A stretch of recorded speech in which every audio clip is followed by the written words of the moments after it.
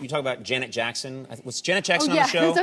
I was thinking, you just have these, you find at SNL, you get these weird assignments. So like I just tell Mr. Stallone to enunciate more. I had to go one time, I had to try to talk Janet Jackson into letting us do, we had written a sketch that was like Easter at the Jackson house.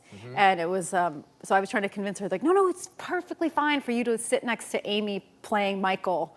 Amy Poehler was gonna play Michael. She used to play Michael Jackson. It was awesome. She wore no makeup. No prosthetics, she just had like a beautiful lady face and a wig. And then like Maya was LaToya, and it was a crazy sketch, and I was trying to convince her, like, no, it's your family will not, they won't be mad. You should do it. And she was like, no, I That's can't. the worst when you have to go in there. My experience was George Steinbrenner, one of the toughest guys in the history of sports, who owned the Yankees. He hosted when I was there.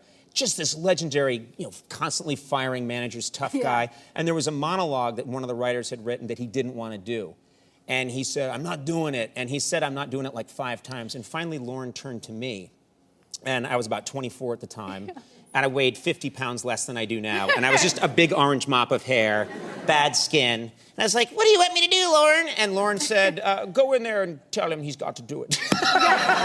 He sent me in. It was like, do you know what I mean? It was like sending a lamb into a lion's cage. And I go in there and I'm like, I just think it would really be good if you did this sketch. He was like, it ain't happening. And he had this giant World Series ring and he got my, he's like, it ain't happening. I was like, of course it's not happening. I will go now. And I think I wet myself. It was horrifying. It was horrifying. So I realized that's a big thing they used to do is send the new writer in there. Used to go in there, Yeah, to tell like a really tough, big, giant star what to do. I had to convince Garth Brooks to dress up like a French prostitute. He did do it.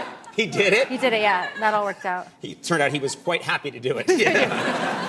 Now, I've never written a book or done anything like this. I'm told you have to do these book signings, which I don't even, where you sit there and you'd think it would sound easy, but you have to sign a lot of these, don't you? But it's pretty fun. You go to a bookstore or whatever, and then people line up if they want to get their book signed, and you sign it, and you sign your name like, if you're lucky, a couple hundred times, 1,000 times. And then sometimes they made me sign boxes and boxes of them ahead of time so they could sell them, I guess. And you do start to, you get really stir crazy. So some of them, I would sign like 500 of them, my name, and then every now and then I would just sign one like Ina Garten. And just like, why not? Yeah. And then my friend Robert dared me to, he's like, just sign one. Like somewhere out there, I think there are 2 that I signed, just wrote, help, I'm trapped in a Korean Tina Fey autograph factory. My friend Robert Carlock dared me to do that. Imagine how excited someone's gonna be. I might get that one. Just do T really fast. Yeah, that's what you gotta do is just pretend, all my friends called me T back in the hood. Now I'm told, this is very strange.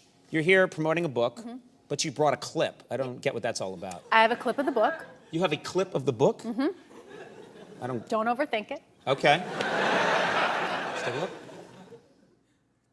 Hey, Tina. Pretty good book for a girl. Listen up, Conan. I wasn't kidding about shaving your beard, okay? It's coming off, essay. I've been practicing all night. And I'm gonna be real gentle.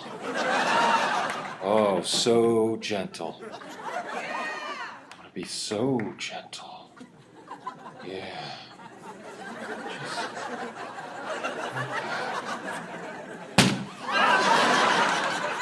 That was your face. Okay? Was that clear that that was your face? You're gonna feel the sting of my blade on May 2nd. The razor sleeps for no one!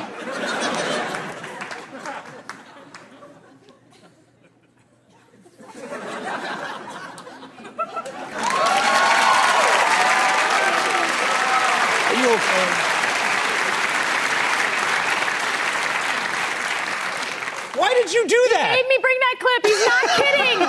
He's gonna shave you. He's gonna really do it?